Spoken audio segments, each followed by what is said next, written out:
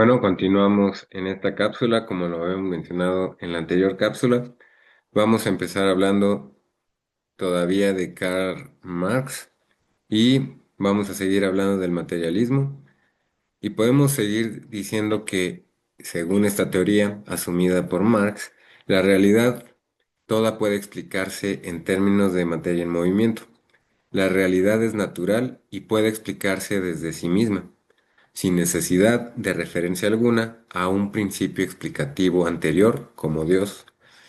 Por esto es que el materialismo de Marx se basa en la relación hombre-naturaleza y el hombre es un ser natural, surgido de la naturaleza. El hombre no es nada si lo separamos de la naturaleza. En cuanto a ser natural, es un ser de necesidades materiales, por ejemplo, comer, cobijarse, que necesita también, como cualquier otro ser natural, acudir a la naturaleza para satisfacerlas. También nos dice que es un ser activo, práctico, y esto quiere decir, a diferencia de los animales, no tiene una naturaleza prefijada, sino que tiene que hacerse a sí mismo en una progresiva realización humana y en relación con la naturaleza. ¿Cómo? A través del trabajo mediante este, el hombre actualiza sus capacidades potenciales y proyecta sus fuerzas esenciales en el objeto. Lo que el hombre sea dependerá, por ello, de sus condiciones materiales de existencia. Y el hombre es lo que produce y cómo lo produce. También es un ser social y la autorrealización humana mediante el trabajo no es, sin embargo, una tarea individual, sino comunitaria. Y el hombre necesita relacionarse con los demás para producir y realizarse. También tenemos que es un ser histórico y el hombre trabaja siempre y es actividad productiva, pero no siempre lo hace de la misma manera. A las distintas formas de producir y de entrar necesariamente en relación con otros hombres, Marx lo llama modo de producción material. Ahora, desde estos presupuestos podemos entender el materialismo histórico, teoría marxista, que piensa que los cambios sociales y políticos se producen a partir de los cambios que se dan en la base material de la sociedad, en los modos de producción. Por esto, el materialismo histórico, frente a la concepción idealista de Hegel, afirma que la existencia social determina la conciencia social. Ahora también vamos a decir o a hablar sobre la existencia social. Y esto quiere decir la vida material de la sociedad, la actividad productiva del hombre, las relaciones económicas que se establecen en el proceso de producción, y esto determina la conciencia social, o sea, la vida espiritual del hombre, las ideas, teorías y opiniones morales, religiosas, filosóficas, artísticas. Y esto quiere decir la producción espiritual o intelectual.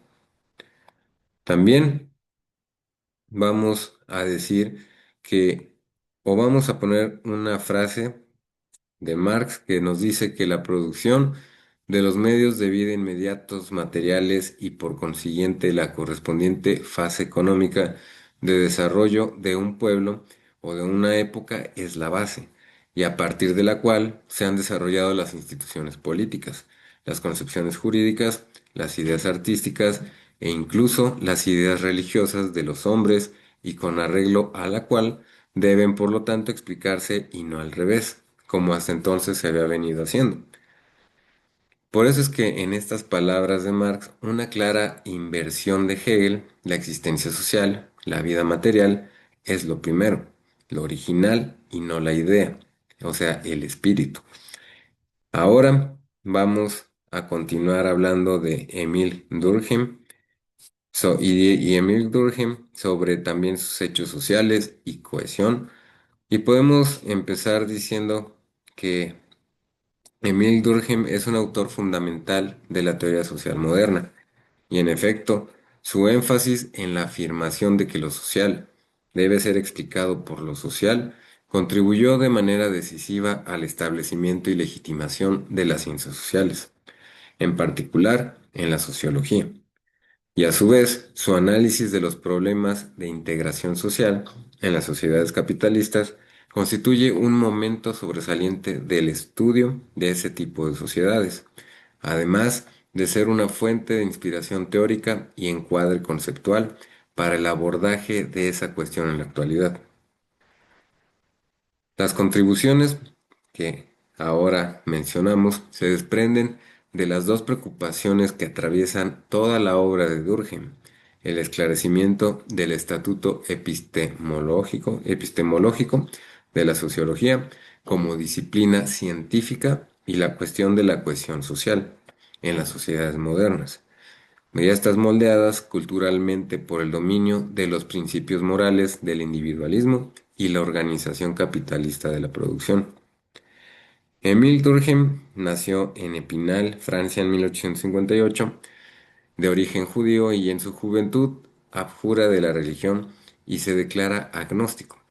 A mediados de la década de 1880 pasa a una estancia de estudio en Alemania, donde se vincula con el desarrollo de la psicología experimental, y en 1887 es designado profesor de Pedagogía y Ciencia Social, dando inicio con ello a los primeros cursos de sociología en las universidades francesas. En 1902 ingresa como profesor a la Sorbona, prestigiosa universidad parisina. Antes, en 1898, funda L'Union Sociologique, revista de sociología, a través de la cual, y con la ayuda de sus discípulos y colaboradores, Durkheim influirá de manera significativa en la configuración de la sociología en el ámbito académico francés. La muerte de su hijo en el frente de los Balcanes en 1916, en el marco de la Primera Guerra Mundial, lo afectará profundamente y en 1917 muere en París. También podemos decir que la vida de Émile Durkheim coincidió mayormente con el desarrollo de la Tercera República Francesa, y esa experiencia política se caracterizó por fuertes polarizaciones en la opinión pública en torno a cuestiones como la separación de la Iglesia del Estado. También el nacionalismo, la oposición entre monárquicos y republicanos, la tolerancia religiosa y el antisemitismo y la organización política de la clase obrera, entre otras. Durante este periodo,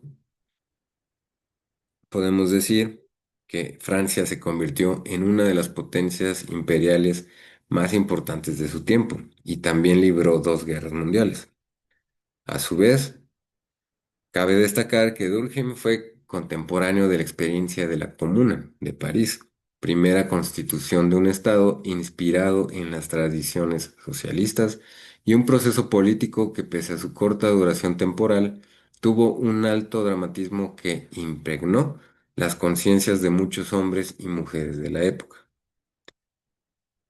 Ahora también podemos empezar hablando del Estatuto de la Sociología como disciplina científica. Y por esto Durkheim considera que la sociedad constituye una realidad que trasciende a los individuos que la componen. Para él, la vida en común es fuente de un tipo de fenómenos que no pueden reducirse a las conciencias individuales que participan en ella. Así, la sociedad es la fuente de hechos sociales, que tienen la capacidad de moldear la vida social y la conducta individual. Si lo social es sede de fenómenos específicos, entonces requiere de una disciplina particular que los estudie y explique cómo es la sociología. Ahora, dado que la vida social es una realidad exterior a los individuos, no puede abordarse, entonces, a través de la introspección, ni tampoco a través de la especulación filosófica. Por sus características, requiere de un tratamiento empírico o semejanza del que realizan las ciencias naturales en el mundo físico. De ahí que buena parte de su obra esté dedicada al establecimiento del estatuto epistemológico de la sociología como disciplina empírica, y que sus trabajos de investigación se apeguen rigurosamente a su particular concepción del trabajo del sociólogo. También Durkheim dedicó la segunda de sus obras, que son las reglas del método sociológico, a establecer el objeto y el método de la sociología.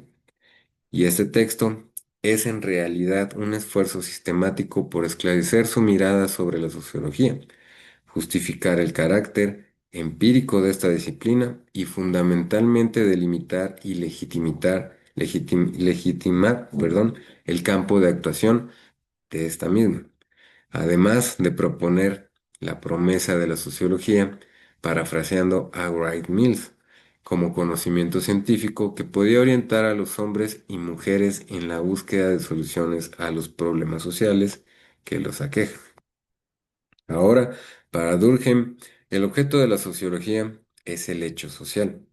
Por este se entiende a toda manera de hacer fija o no, susceptible de ejercer sobre el individuo una coacción exterior, o también que es general dentro de una sociedad, dada a la vez que tiene una existencia propia, independientemente de sus manifestaciones individuales. Ahora, antes se había sostenido que los hechos sociales presentan caracteres muy especiales consistentes en obrar, pensar y sentir exteriores al individuo y que estén dotados de un poder de coacción en virtud del cual se le imponen. Ahora, en aquellas definiciones, tres son los elementos centrales.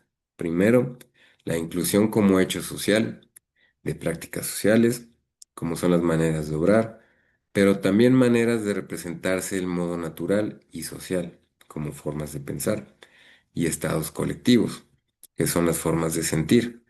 Segundo, no tiene su fuente en el individuo, dado que es exterior a él. Y el tercero sería el carácter coactivo, en virtud del cual moldea en parte la conducta individual de los hombres y mujeres en sociedad.